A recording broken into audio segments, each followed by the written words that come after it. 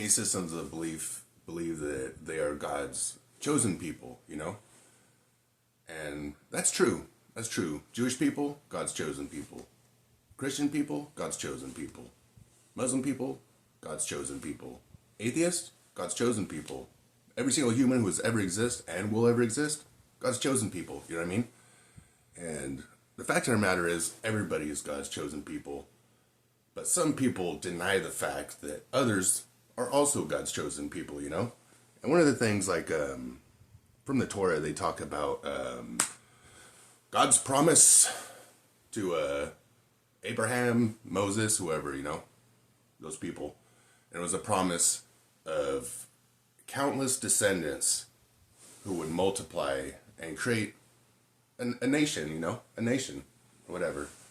And if these people followed, you know, God's law, they'd be good. If they didn't follow God's law, they wouldn't be good. Kind of like how that applies to everybody still today, you know. And the thing is, if you ask God about your future, you know, you just stop praying, you ask about your future, God will be like, don't worry, you'll have many descendants. If you have an unbroken line of descendants, you know. And even if you don't, your family has descendants, and your extended family has an unbroken line of descendants, you know. So you're in there, even if you don't have kids. And the thing is, every single human from the time of Abraham, the tribe that Abraham left, and every other tribe on this planet that existed at that time, all those people that had an unbroken line of descendants, they also have a countless number of descendants at this point right now. You know what I mean? Millions, maybe billions, maybe, you know, but millions. And it's simple math. You have kids, they have kids, they have kids, they have kids. Generation after generation, it's a multiplication factor.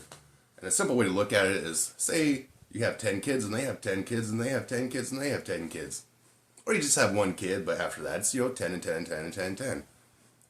Every generation you're going to add a zero.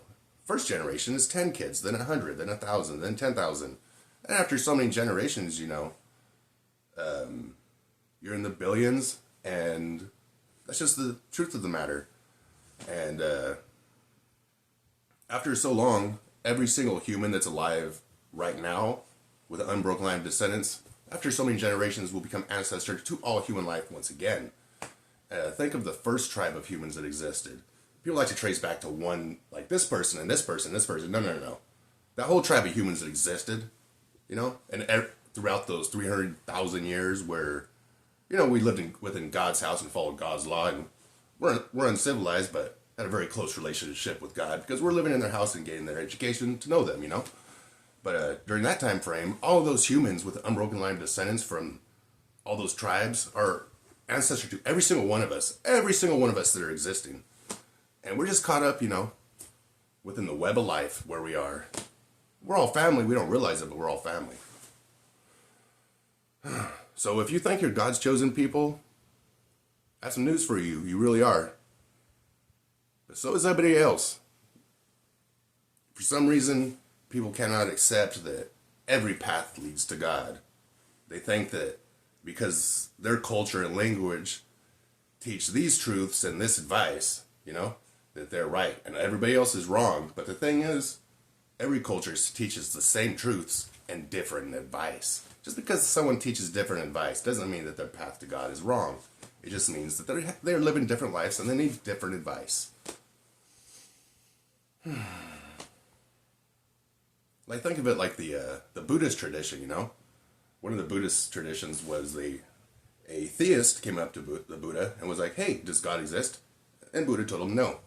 And then an atheist came up to the Buddha and he was like, hey, does God exist? And Buddha told him yes. Because Buddha knew that believing what you understand is unimportant. Because if you say you believe something and you don't understand it, it's just a delusion within the mind because there's no understanding. And understanding is the basis of belief, you know? So what the Buddha did was send each of those people on a path so that they would question things themselves and figure things out themselves. Because the truth of the matter is, you know, you reach the end of the path, you speak the eternal name, you meet who everybody prays to, and you realize that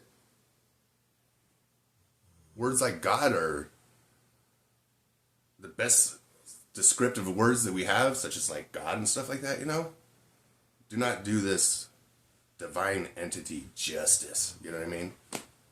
So you could say God doesn't exist because every human definition to explain this eternal entity falls short. It falls short, you know? It falls short. And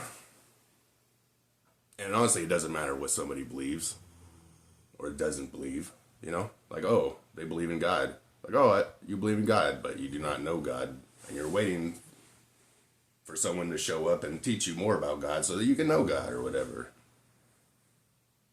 Most religious people admit that they may say that they know God, but there's a lot they're still waiting on, you know, the more knowledge that they don't know or whatever. But anyways, that's it.